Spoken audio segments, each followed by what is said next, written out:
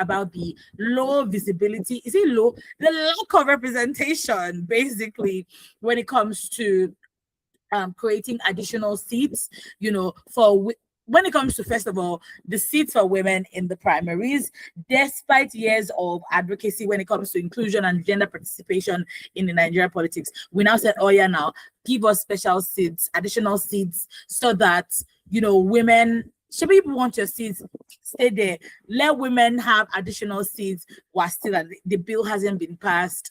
I'm going to slow down so I don't get ahead of myself. Supporters have argued that the bill would address structural barriers that continue to limit women's participation in politics. However, some people feel like politics should remain competitive without reserved seats. That's a valid point. However, the competition, is it fair? Is it free and fair? So today we're asking, what do the APC primaries reveal about the state of women's political representation in Nigeria? The people that have been crying, really, as the kids will say, have been the men. What does this mean for democracy? What does it mean for leadership? What does it mean for inclusion? And with the fact that the special seats bill hasn't passed yet, what realistic pathways remain for Nigerian women in politics? I want to join politics at this point because I'm tired. I'm a fighter, so let me put my fighting passions to use. But this morning we have Annalie Aniebo. She's been here before to discuss the special seats bill. She's the executive director of Hair Women Hub. Annalie, good morning. Thank you for joining us. Good morning for me. Thank you so much for the opportunity. Thank you for coming. Thank you so much for putting us in the fort to keep speaking to this. And I honestly can't understand why you're not smiling, honestly. I was so upset yesterday because I saw the video of Honorable Desmond Elliott and the Honorable Barakat, and I was I was really, really livid yesterday because I was like, you want to go for a fourth term. This woman had allegedly stepped down for you in the last, election, and then you're saying no, you want to go again. Don't you have a wife? Don't you have daughters? Don't you have sisters? Don't you have a mother? Like, who? Okay, let's get into it this morning. Because I think that's where the annoyance for me is that men are fighting for these things. Over the course of the week, we saw a particular therapy / basically a home for special needs kids, disabled kids with autism, cerebral palsy. They were kicked out. Now, to be fair to the landlord, they had given them 6 months eviction notice, but anybody who lives in Lagos knows that looking for a house is like looking for a needle in this stack. It's really, really tough. So they've not been able to find. The government hasn't done anything. Funke Akindele had posted on her page as well. And if we had a woman, maybe she would be able to fight that fight, because a woman there is like, you're fighting not just for women, but every single person who is not represented. We're talking about the vulnerable, women, girls, disabled people, widows. The list is endless, So orphans, it's really, really endless. But yeah, that's it. But let's just start with the APC primaries. Annalie, what stood out to you the most about the level of female representation in the it's not concluded yet because we still have one today. And the ones we've seen so far, what stood out to you? Okay, thank you so much for me. Yes. Permit me to just start first by applauding women, right? Yeah. Let me just applaud women, because we from the last cycle, we listened, right? We went back to the drawing board. We started re-strategizing. We took all of the constructive criticisms, whether it being advocacy, whether it being strategic campaigning, whether it being engaging more with the media, whether it being bringing more representation to the media, whether it being us speaking about this over and over again, engaging with, pre-election processes, speaking to all of the parties. So this is women is just non-partisan, right? Going to all of the parties to engage, to speak about what's happening, what is coming, women, encouraging more women to come up. We need to first applaud women because we went back and we took the advice and we asked for guidance and we did the consultations. We worked on ourselves, right? And we came back. So I have to applaud all women. Well done. Because the amount of women who showed interest in this cycle is more. We have to applaud women, meaning that, we're listening. So we went back and we did better and we're here. But now that we're here, look. So you can't say that women are not coming out, because that's what they used to hold against us before. Where are the women? Women are not coming out. Okay, we've listened to you. We're going to come out. A lot of fantastic NGOs and CSOs across the space advocated for more spaces. We're speaking for, I lost my voice a couple of days ago. It's just, I'm grateful to God that it's even back so we can have this show, right? We're speaking, saying, give us more spaces. Some political parties came in and said, okay, do you know what? Yeah, we would reduce your form, the fees. We'll make the fee. Yeah, we'll do this, we'll do that. Yes, everybody came in. So also sort of applaud to some of the parties who listen. But in the nitty-gritty, in the real time, you can see that women are not the problem. We were never the problem, and we can never the problem. Speaker, no. We can never be the problem. The system and the structures are violent against women. When I say violence, it's not just about buzzwords. It's about the fact that you have created a system that you do not want yourself to see the benefits of women in leadership. That's how I'll put it. Because we've spoken about benefits. We were here February 20th on this same show where we spoke to the Special 6 bill, remember? We talked about the benefits. We sold it. That look at the benefits. I listed 10 benefits. We've been advocating, my team and I. We have campaigns that have been happening across PLAC. The Policy and Legal Advocacy Center have been on this, still on it.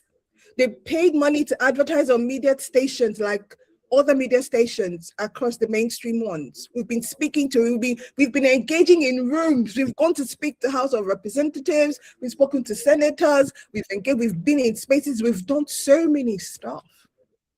And we're here again. Now, to your question about what is it looking like, it is so heartbreaking. Because like I first said, let's just pack it. Women are not the problem because we came out. Women are not the problem because we vied. Women are not the problem because even if you gave us discount on tickets, we still raised money to get tickets. Women are not the problem because we campaigned. Women are not the problem because we advocated. Women are not the problem because we took on whatever the societal expectations and norms have over us as pressures. I said, listen, let me just do it. And we're here. This particular primaries is so heartbreaking for me because I've been hearing things coming out of the different, sections, all the different states. Yeah. It has been so sad. It's either women are screened out or they're marginalized, or some of them. I know one particular one did say to me that, listen, I knew that they were not going to give it to me, but I still vile, because just hoping that something will change. And it is not looking good. Some states are using the machineries to pressure women out. Some communities are saying, oh, we know you won, but you know that let this person have it. Oh, this will happen. But that means that it hasn't changed for me. It hasn't changed. The structural violence, the structural issues are still existing. So it's very saddening. Some women claim that they didn't have any primaries and no election happened. A consensus candidate was chosen, and and then that's on that. And when we're coming out to speak about it, you think we're whining about it? No, this is about the heart and soul of our country. This is about us having equity leadership so that our nation can move forward, so we can be ranked from developing to developed country. Because without women in position of leadership, whether you and I like it or not, we're not there. We're not that we're losing out a lot of billions of dollars in investment because we're not positioning women correctly. So we've sold all these benefits. but look at where we are. So just like you said, I'm again optimistic because there's still other parties who are going to have their primaries, right? We have some happening today. We'll have some that are going to happen soon, fingers crossed. And we're hoping that these other parties would look at what they're doing and intentionally make sure that women run through and it's a free and fair election. That's what we're hoping. So it's doom and gloom for what is coming out so far, but I'm an optimist. So I I wish I could be an optimist like you, because I think because APC is the ruling party and the president has been very, very vocal about, pushing women. The first lady has also been very vocal. I mean, about 2 weeks ago, there was the 10 million women walk rally in Abuja. So in my mind, being that it's the ruling party and you're saying that you're the one who's setting an example and setting the trail, blazing the trail for other parties, it's saying no. Seeing this gross underrepresentation of women is, like you already said, heartbreaking. It's infuriating at the same time. And there are a lot of people, it brings to mind the conversation or the thoughts process of people that say, oh, why can't women just compete like everyone else? But are women being given, is the playing field really, is it really equal? Are they given, yes, you say you reduced the amount of money. I even have a problem with that because I fear that they might say, Shebi, we reduced the money for your form. It's like you're reducing it. Is that giving us breadcrumb? Are you giving us a breadcrumb to say you reduced it when you truly know that you're not even going to give the women the seats? But what would you say to that? Like, is the playing field, is it equal? Do women really have the same opportunity or the same access to the normal, let me put that quote unquote, seats? Because that's why we're asking for the additional seats, isn't it? So I would say this. Women have been historically marginalized, right? Let's get that. Women have been historically marginalized, especially being financially independent, right? So that marginalization and intimidation has been very far. But that was really when we started having, where we're being civilized, if you like, colonized as well. Because before then, a matriarch family, like ours, have women who have been doing businesses for a long time, right? So with historical marginalization and then the way the parties are structured, you have put women in a position where earning a lot of money to afford some things is nearly abysmal. So let's get that. So I agree with the point that when you say you're giving us a reduced amount for the form, you sound as if you're doing us a favor. You're actually not doing us a favor. Because if you calculate the ROI, the return on investment on me being in your team is way more than whatever you think that you're giving me. But it's just that, unfortunately, the way it's now serving, the way it's demonstrating, the way it's appearing is like it's quite tokenistic in nature to say you are reducing the amount. But even with that reduction, the intentionality, the deliberateness of not letting women really take on the position of leadership is where the real problem is. So it even has nothing to do with whether you reduce it or not. There are women who will pay full money in some parties to participate. That's not even, and raise money and get, that's not even it. The thing is that the structures are violent. Now, you mentioned something about 10 million voices, I think it was 10 million march and all of that. And the initial understanding for me, from where I'm coming from, is every voice coming together to advocate for more women in leadership. I think that makes a lot of sense for all of us not to be non-partisan. Now, I'm not sure how it's been evolved, but the whole conversation should really be non-partisan conversation. It's not about this party or that party. It's about the women who are competent enough to take on the leadership position. That's what we're talking about here, right? So evaluating and analyzing the APC promise is not just talking to or talking back at APCs, like you're a party. And this is what you're supposed to have done. That the gender policy is there, the Nigeria, everything is there. You are supposed to commit to doing this, and it was not done. That's really that's the bone of contention here, right? It's the bone of contention here. So it was organized 10 million women came out and we spoke. And honestly, I had a very, very tiny concern about it. I'm like, I hope this movement is not us moving like we usually move, clapping and dancing and collecting, labels and t-shirts and wearing whatever fabric. While that looks nice as for aesthetics, is it really going to answer the questions and shift the needle on women coming in? That's usually what it is. So a lot of women came, fantastic, came from here, can be fantastic, but I'm not asking that 10 million voices, where are we? Where is that 10 million voice today? Because if it is, I'll finish organizing, I'll finish marching around the stadium, and we have apparently a charter was developed, given to Her Excellency, the wife of the president. Excellency, Her Excellency Remi Tinubu, and she gracefully said she'll pass it on to our president, His Excellency Bola Ahmed Tinubu, and it's a charter of demands, and we do that all the time. That's what I'm telling you. That let's first applaud women. For me, you see this charter of demands, we've written it too many times. You see press conference, we're press conferencing.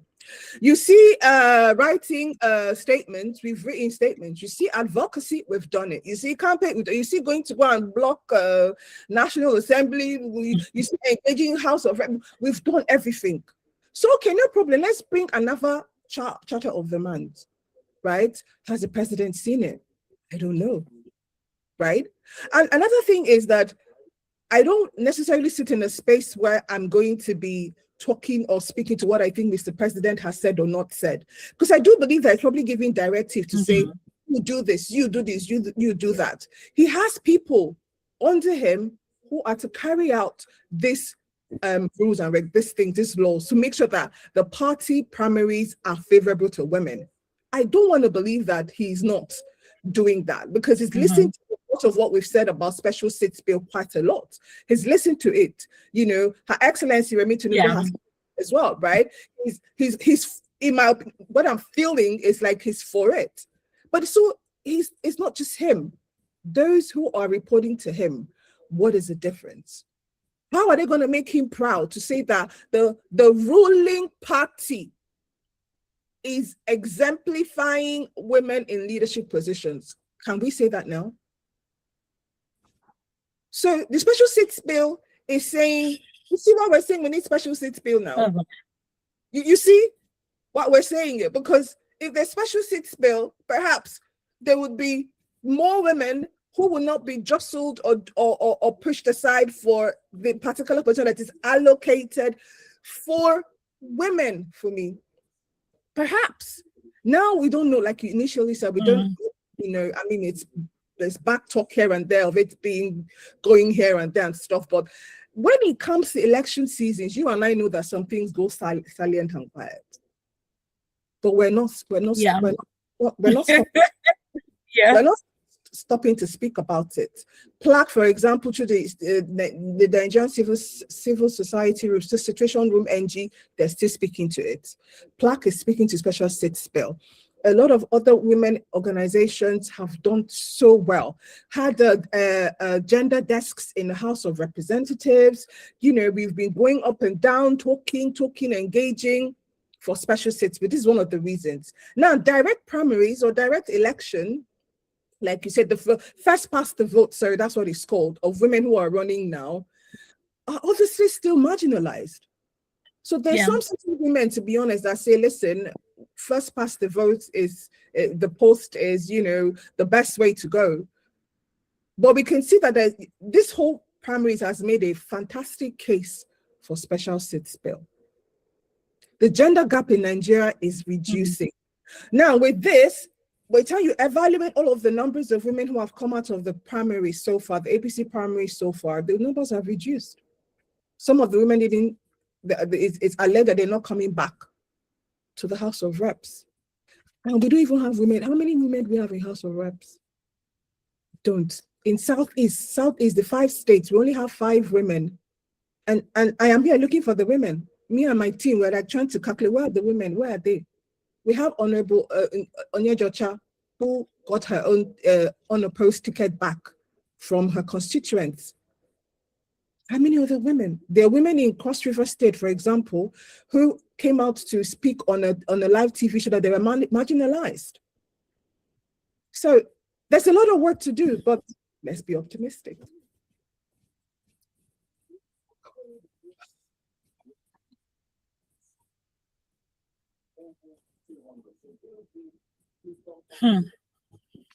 Hi, Annalie. We can't hear you any longer. Can you hear me now? Yes, I can hear you now. Yes. Okay, as we round off, right, my question would be, because each time they say, oh, women, where are the women? Where are the women? But when you want to do campaigns, it's the women you call. When you want to do elections, it's the women you call. And then when you're done with the elections and the campaigns, you discard them like you're discarding tissue paper. But let's not even get into that, because the women, I am giving major side eye to the women who go, for these elections and campaigns, and they're not thinking about, is this the end of my work when it comes to the future of Nigeria's development? But let's not get into that. But before we go, my last question would be, what alternative strategies should Nigeria begin to consider or should we as women begin to consider if the special seats bill does not pass? Because if as that the APC primaries, the special seats bill hasn't passed, which means that whatever extra women, the women that were going to go under the APC party cannot go because the special seats bill wasn't passed, and then the APC primaries are done. What alternative should we be looking at? What strategies should we be looking at right now as women in Nigeria? Well, let me remain optimistic that the special seats bill because that's the ultimate platform that would bring about some sort of inclusion, right? Yeah. But if all else fails, we now need to go to our states and then do direct campaigning with our partners. We need to, because I recall Mr. President was saying that he told the state governors to, sort of handle the primaries, right? Make sure that everything is well. They have a voice, they have a powerful authority and voice to say, let this women win and win. So our state governors have a position, have a role to play.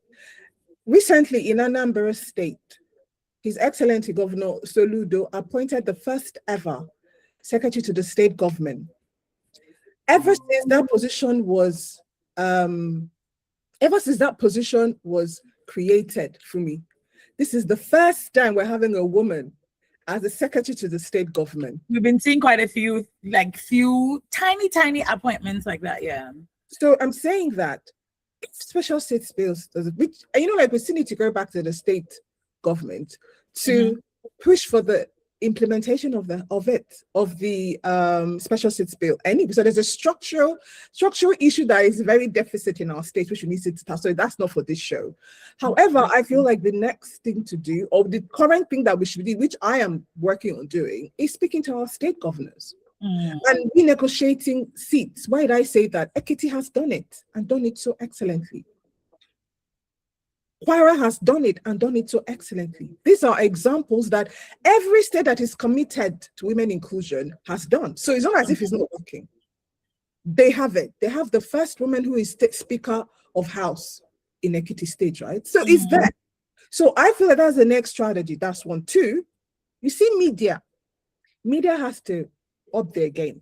Yeah. When women are coming to run and trying to introduce them, media still has a gap in introducing women from a weak point of view. It is absolutely unprofessional for any media house to introduce a woman from the point of weakness or the point of whatever, because you don't do that to men. And that's so unfair. Yeah. There are benefits. It happened to, a dear friend who's running under the party, under APC party, Simi Fadden. What you're doing is introducing her based on a past issue, and you didn't mention the man's name. Let's stop denigrating women. Let's stop denigrating men. If you're going to put up a power position for men, women deserve the same power position as well in the media. So state governors will need to be engaging with the state apparatus to see how many women in their state, even if they're in diaspora, invite all of them back, right? And let them be in places of leadership. And then media need to reposition all of this conversation, also starting from the grassroots conversations, because a lot of people don't even know some of these women in the grassroots. we need to be able to reposition what we look like. We need to demonstrate what we look like and what we can bring to the table way more than is happening now. Even if special seats bill passes through me, we can still do all three together, right? Yeah, we can do all of them together. Absolutely. Absolutely. Wow. Thank you. I feel like 30 minutes. Wow. It's so short. It's never seemed so short before. But thank you so much, Annalie, for coming on the program. And this is something that Tonwoke Walishanaya of the Voice of Women Empowerment Foundation is very, very, very passionate about.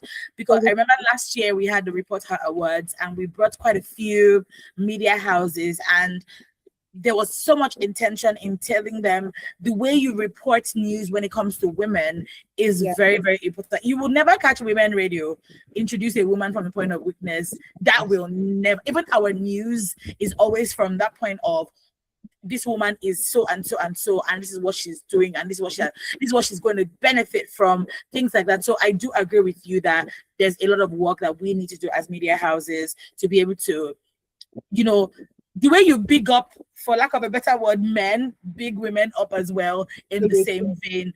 What is good for the goose must be good for the gander at the same time. And we're not even geese, so but we're not geese. Yeah, we're not. You know, so this conversation, oh wow. Okay, but yeah, it's unending. It's unending. But well done with all the work that you do.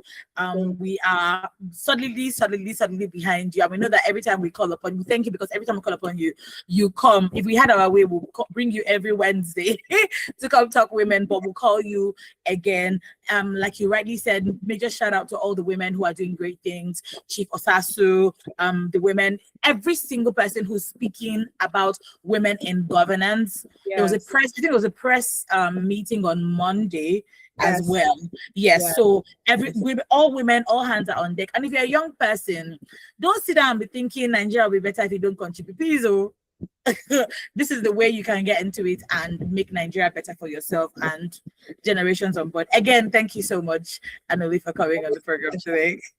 Thank you so much. Enjoy the rest of your day. All right, the conversation continues next week at 11:30 on Political Arena. My name is Fumi Bangala. Stay tuned to Women Radio 91.7 FM. Bye for now.